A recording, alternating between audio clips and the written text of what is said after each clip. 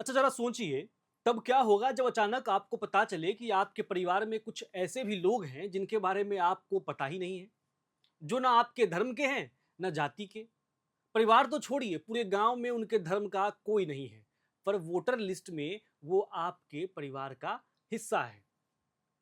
थोड़ा अजीब है, लेकिन कुछ कहानी ऐसी होती है जो सही होती है। ये कहानी है बिहार के मुजफ्फरपुर की, जहां जिला मुख्यालय से 40 किलोमीटर दूर सकरा विधानसभा क्षेत्र के कटेसर पंचायत के मोहनपुर टोले में भूमिहार और वैश्य समाज के परिवार रहते हैं। मोहनपुर टोले में 500 हिंदू परिवारों के अलावा कोई अन्य धर्म के लोग नहीं रहते हैं।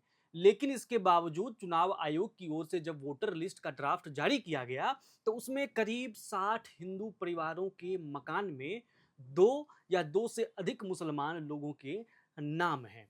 ये तो गजब बात है भाई। ना घर में कोई मुसलमान, ना ही टोले में। अरे टोला छोड़िए, पूरे गांव में कोई मुसलमान नहीं है, फिर भी इस लिस्ट में ये नाम कहां से आया भाई? परिवार के ये गुप्त सदस्य आज अचानक से कहां से सामने आ गए? कुछ न्यूज़ चैनलों को जानकारी साझा करते हुए गांव के एक युवक ने बताया कि पूरी गलती बीएलओ की है। बीएलओ ने अपने घर पर ही बैठकर काम को किसी भी तरह से निपटा दिया। अगर वो घर घर घूमती तो पता चलता कि किस घर में कौन रहता है और कौन नहीं, किसकी मौत हुई है, कौन जिंदा है, ये सब पता चलता घूमने पर। अगर उनकी गलती नहीं है तो कैसे एक ही मकान संख्या में हिंदू और मुस्लिम परिवार के नाम दर्ज हैं? युवक के आगे की बातों को जानने से पहले एक बार पहले उस लिस्ट की बात करते हैं और जानते हैं कि किसके साथ किसका नाम जोड़ा गया है।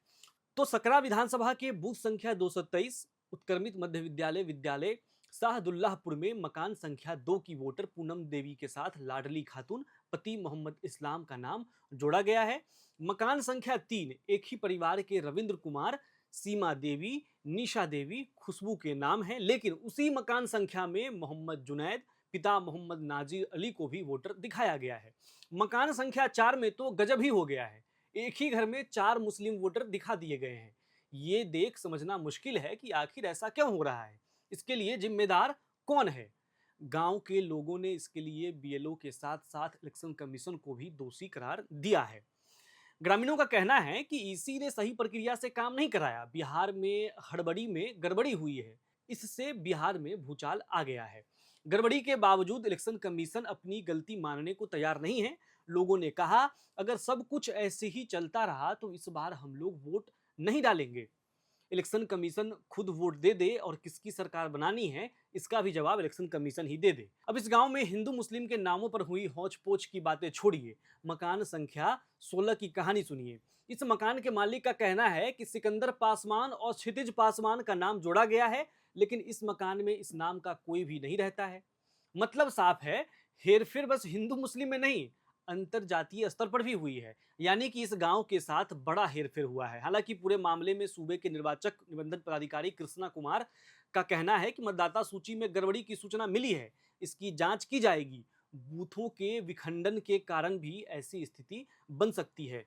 ध्यान दीजिएगा, पदाधिकारी साहब ने क्या कहा है। उन्होंने कहा है कि बूथों के विखंडन के कारण भी ऐसी स्थिति बन सकती है। मतलब कि दोष साहब के अधिकारियों में नहीं है जो सर्वे के लिए आए थे, दोष है बूथों के बंटवारे की संख्या में। बिहार के अधिकारियों को हमारा सलाम है।